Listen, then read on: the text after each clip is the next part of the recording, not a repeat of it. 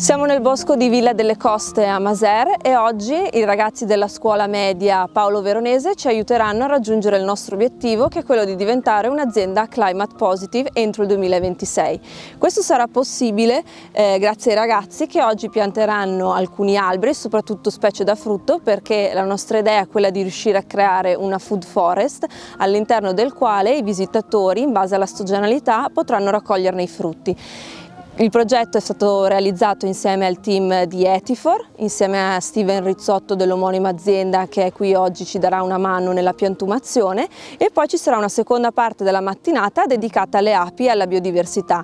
La lezione verrà fatta dall'apicoltore Giuseppe Morosino, un apicoltore qui locale che ha una fattoria didattica che si chiama Alveare del Grappa, e insegnerà ai ragazzi quali sono le attività che un apicoltore deve fare in questo periodo per fare lo svernamento delle arnie e delle api. Siamo davvero orgogliosi, di avere l'azienda Cecchetto che ha scelto proprio Masère, per investire e soprattutto valorizzare la nostra area. Azienda che non solo a parole, ma davvero con i fatti è un esempio di valorizzazione e di tutela dell'ambiente. È fondamentale davvero avere i ragazzi e loro lo vedono proprio stamattina con un esempio concreto di cosa si può fare per l'ambiente, e siccome loro sono il nostro futuro, penso che i veri protagonisti di questo progetto sono loro. Come dicevo prima, i ragazzi ci troviamo nel cuore dei Colli Asolani, e i Colli Asolani sono circa una dozzina e ricadono tutti nel territorio qui di Masère.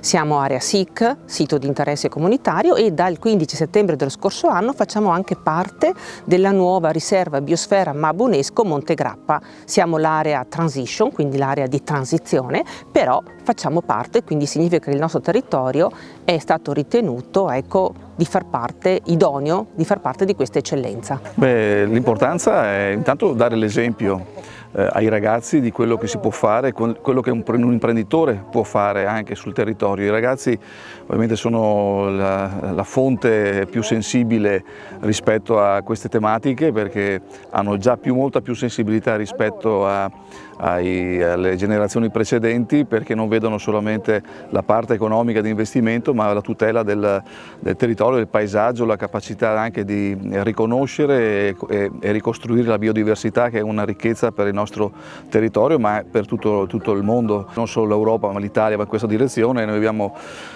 stiamo aspettando i decreti attuativi della legge sulle foreste, sulla forestazione, per cui ormai la strada è tracciata da questo punto di vista. I giovani sono ovviamente la parte la punta di diamante poi di tutta questa politica forestale.